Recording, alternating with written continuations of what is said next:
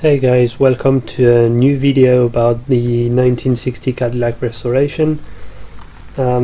Just before I start, I'd like to say that a lot of people have asked me to start talking on my videos, so I'm gonna give it a try here, and you let me know in the comments if you prefer it that way. Otherwise I'll go back to writing subtitles on the videos. So in today's video I would like to go over the first step of the restoration of my Cadillac. As you might remember from the previous video, the car just arrived at the Mexican workshop and was about to start being dismantled. So now the dismantling has started, and I would like to go over a few details of this dismantling and the few surprises that have been found, and show you what work is going to have to be done, and hopefully give you a good overview of how bad or how good the car is at the moment. So first of all, a few easy bits to remove from the car, like the hood or the door handles and the windows and all that. The rear window came out then, and you can see all the headliner hanging from the ceiling of the car. Then the rear bumper and the tail lights. And this is just a detail of one of the front fenders, but you can see how bad the chrome part is and how much filler has been put on this car.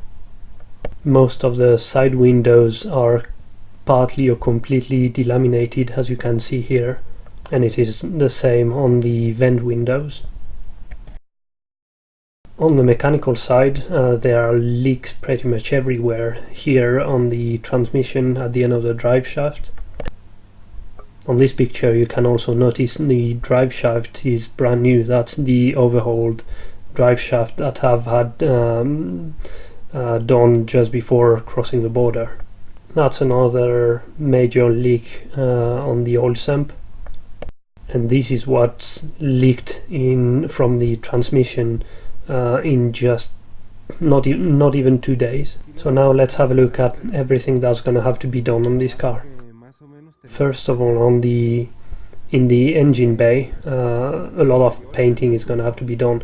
Of course, before that, all the existing paint is going to be removed by sandblasting, and then everything here is going to be painted in black. The engine is going to be painted as well, and cleaned and detailed, and underneath the car everything is going to be is going to be restored and painted as well, so that if someone goes underneath the car they're going to have a clean view and not something all rusted.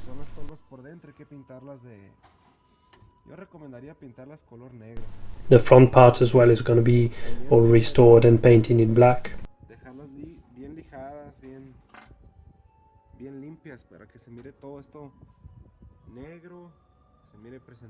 Under the hood, as you can see, there are quite a lot of rust, so this is going to be sandblasted as well, primed, and then painted probably in the final color, which is going to be blue.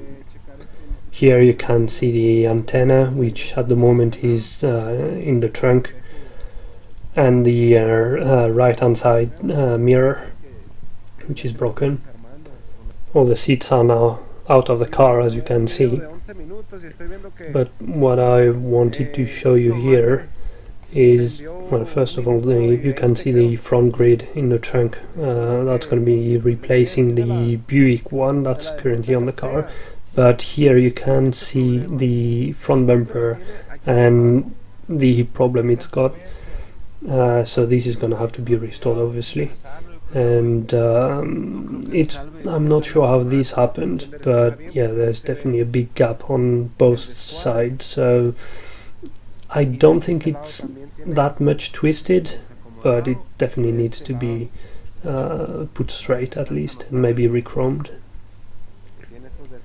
Same goes for this part here, and because in the middle, for those of you who don't know this car, the middle is the door that gives access to the tube to fill up the tank. Next, the interior. So there's going to be a lot of work. First on the dashboard, the chrome is not too bad, but it's going to have to be at least polished, and maybe a few parts are going to have to be re-chromed. I'm not sure yet. And then all the electric bits and bobs are going to have to be tested, because I have no idea if they work. Then the dashboard, there's a few cracks in it, and it's not the right color, so that's going to have to be repainted.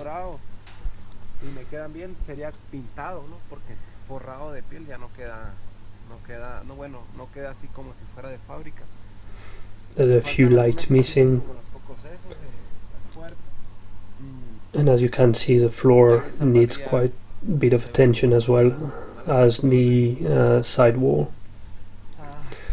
The light you can see here is a hole in the floor, so this is gonna have to be cut out and replaced by a good piece of metal.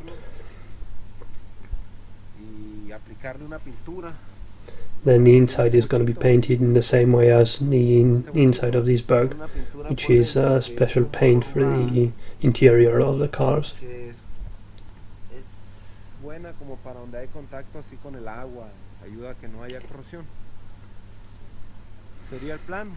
All the interior is going to be painted in the same type of paint. As far as the electrics are concerned, the autotronic eye, it's not connected at all, so this is going to have to be fixed. Then the electric opening of the trunk, as you can see, the motor is wobbling and the door of the trunk has been cut out.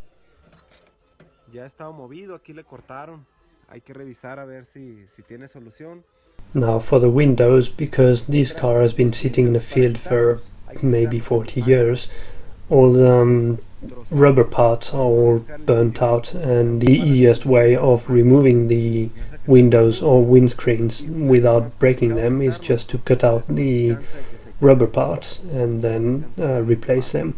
I've already ordered them, so this is going to be done, and the same goes for all the other rubber parts of this car.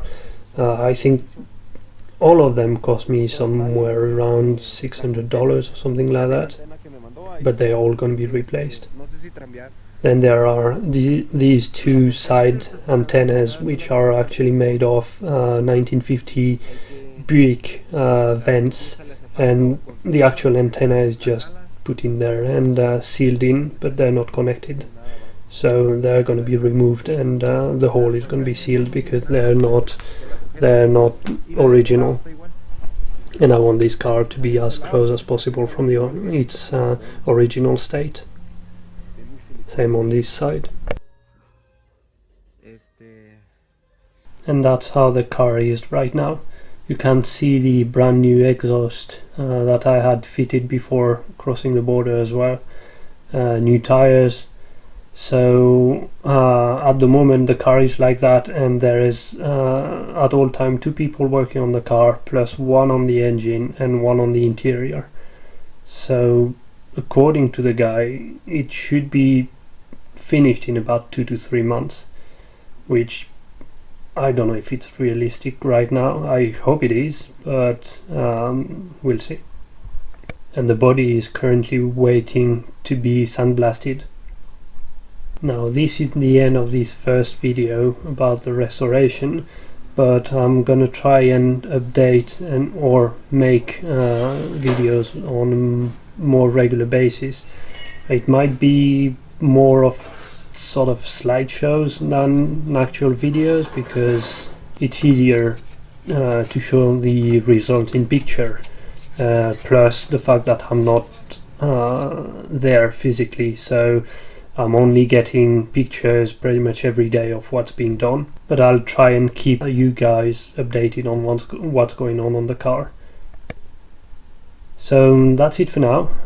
As usual, please like this video, click on the thumbs up button, leave me a comment, let me know what you think, and stay tuned for the next episode.